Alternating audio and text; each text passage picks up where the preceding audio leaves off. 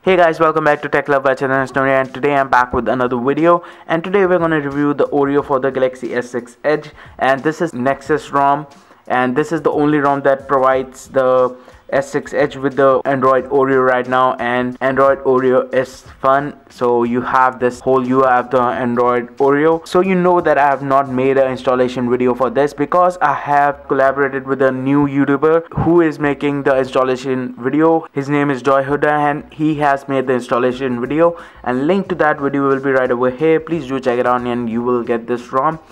And please do check out his channel too and subscribe to his channel. He's a new YouTuber. So it is a good ROM. I think the ROM looks good and the ROM does not have a lot in it, so it is a really light ROM. And the ROM is fast too and does not experience any lag, so if you do anything in this ROM it is not really laggy and it is just quick. Everything works just quickly and there's no lag anywhere. It comes with two launchers. The first one is the Google Now launcher and the second one is this. So this is called Launcher, I believe, and this is what I'm using. The Google Now launcher I think is really old now and does give you that old feeling. So the ROM first of all has a little bit of problems here and there. So the first of all problem is with its root. So what I was trying to do is I was trying to edit the build.prop using the Explorer application and the text editor. It would not save at all, so that was a little bit of problem. It would not save the changes with the normal text editor.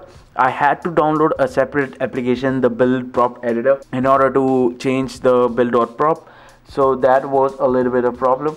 The ROM has the Firefox as its browser and it is good. If it works great and there's not any problem with this, and it is really fast. And the ROM also has this Android application here, which is like the Google Play Store. It has applications in it if you search for it. So if you are not installing the Google applications on it, you can use the F-Droid. The ROM does not come with the Google applications, so you have to install them separately, and I've already made a video about it. Link to the video will be right over here. Please do check it out and you will get the Google app installed on your ROM. So the ROM does also have this dev tools, which is developers tools, and you have a lot of options over here, and these are basically for developers, but you can customize your ROM a whole lot from over here.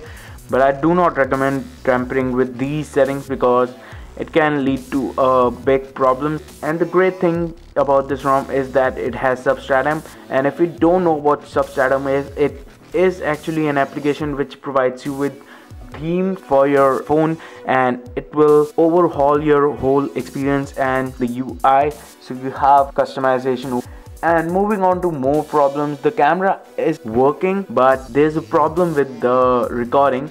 So as you can see, the camera is working perfectly, but if I go into the video and start to record it, it just lags a lot and does not record as smoothly, and that is a big problem. So I tried another application. I downloaded a couple of more applications. They were doing this too, so that is a problem with this ROM, not with the camera application. And the video playback lags too. If I play another video that is not recorded by this ROM, or if I watch anything on this phone, it just lags. And once again I tried another application. I downloaded the MX player and it still wouldn't work. So that is once again a problem with this ROM and not with the application. But interestingly enough, the YouTube videos work perfectly. If you go into the YouTube application and you try to watch the videos, they work perfectly and there is no problem with those videos. I don't know how it is happening, but it is happening in this ROM.